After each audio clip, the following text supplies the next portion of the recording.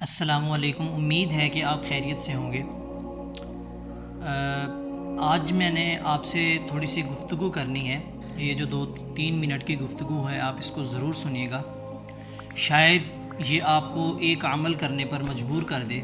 ایک صحابی ایسے ہی نبی کریم صلی اللہ علیہ وسلم کے پاس بیٹھے ہوئے تھے، کہنے لگے کہ یا رسول اللہ مجھے کوئی نصیحت کرے۔ تو آقا علیہ الصلاۃ والسلام نے فرمایا کہ روزہ رکھو، اس کے مثل کوئی عمل نہیں ہے۔ روزہ ایک ایسی عبادت ہے کہ نبی کریم صلی اللہ علیہ وآلہ وسلم نے فرمایا کہ اس طرح کی کوئی عبادت نہیں ہے۔ گنتی کے چند اعمال ہیں جن کے بارے میں اللہ رب العزت اپنے فرشتوں سے فرماتا ہے کہ یہ اعمال، ان کا بدلہ تم نہیں لکھو گے، ان کا جو ثواب ہے میرے بندے کے لیے تم نہیں لکھو گے، بلکہ اس کا بدلہ میں خود ہوں۔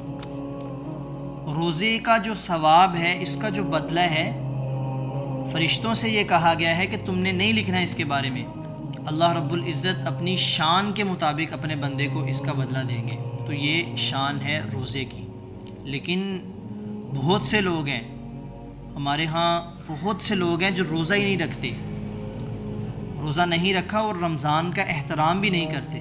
تو میرے دوستو، کچھ دن رہ گئے ہیں۔ اللہ تعالیٰ قرآن پاک میں فرماتا نہیں ہے کہ ایام معدودہ، گنتی کے کچھ دن ہیں، کچھ دن، ٹھیک ہے؟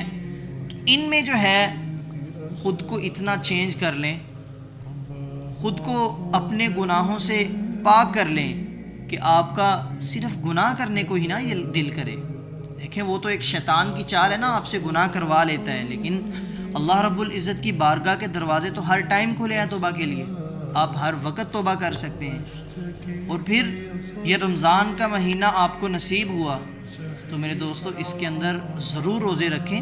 ایک روایت میں آتا ہے کہ اگر 70 سال سفر کیا جائے 120 میل کی رفتار سے بھی، اب آپ ایک فرض روزے کی شان سنیے، ٹھیک ہے؟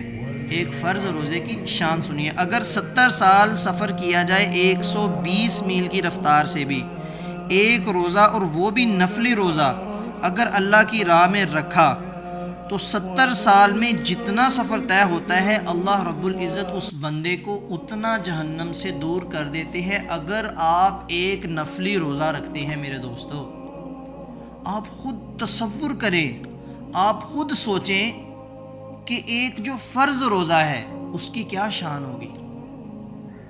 آقا علیہ الصلاۃ والسلام نے فرمایا کہ اگر کسی بندے کا ایک فرض روزہ چھوٹ گیا، اس نے آپ چھوڑ دیا یا کسی وجہ سے چھوٹ گیا اس کا روزہ بلا وجہ، اگر وہ اس کے مقام کو پہنچنے کے لیے پوری زندگی بھی روزے رکھتا جائے تو وہ پھر بھی اس مقام کو نہیں پہنچ سکتا۔ یہ شان ہے ایک رمضان المبارک کے مہینے کی ایک روزے کی۔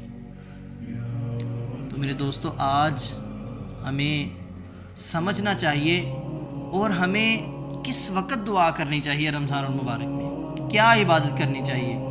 دیکھیں، رمضان المبارک میں جب افطاری کا ٹائم ہوتا ہے نا، دیکھیں ہوتا تو جیسے بندہ، نبی کریم صلی اللہ علیہ وآلہ وسلم نے فرمایا کہ جو بندہ روزے سے ہوتا ہے، جب روزہ رکھ لیا، جیسے آپ نے صبح روزہ رکھا، شام تک روزہ ہے آپ کا، اس وقت میں آپ کسی ٹائم بھی اللہ رب العزت سے دعا کریں گے تو آپ کی دعا قبول ہوگی۔ لیکن آج ہمارے لوگ بہت ڈپریشن میں ہیں، گھریلو پریشانیاں ہیں، مصیبتیں ہیں، بہت سے ایسے حالات ہیں۔ تو میرے دوستو، ان تمام حالات کو اللہ رب العزت کے سامنے پیش کریں، اللہ رب العزت سے مانگیں، اللہ سے کہیں، ٹھیک ہے؟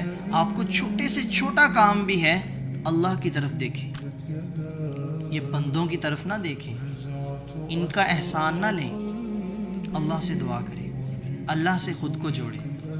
امید ہے آپ کو میری بات کی ضرور سمجھ آئی ہوگی۔ جو میں رمضان المبارک کی خاص جو آپ کو عبادت بتانے لگا ہوں، وہ سب سے خاص، اس سے افضل عبادت کوئی بھی نہیں ہے کہ آپ روزے رکھیں۔ روزے نہ چھوڑیں میرے دوستو، روزے نہ چھوڑیں، روزے نہ چھوڑیں۔ سگریٹ کی وجہ سے روزے نہ چھوڑیں، نشے کی وجہ سے روزے نہ چھوڑیں، روزے ضرور رکھیں۔ اللہ تعالی ہم سب کو رمضان المبارک کے سارے روزے رکھنے کی توفیق عطا فرمائے۔